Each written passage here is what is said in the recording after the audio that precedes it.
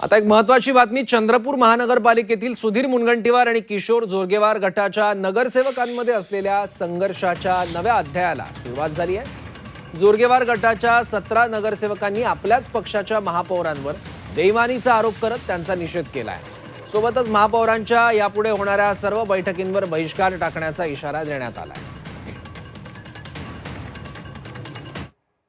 महापौरांनी तो निर्णय फिरवून दुसऱ्या नगरसेवकाला सभागृह नेता केला। काल आम्ही महापौरांना भेटायला गेलो, महापौरांशी आमची बोलणी झाली। महापौरांशी बोलणं झाल्यानंतर महापौरांनी सांगितलं की उद्या मी तुम्हाला भेटते सभागृहामध्ये महानगरपालिकेमध्ये आणि तुमच्या विचारावर आपण चर्चा करू, विचारमंथन करू।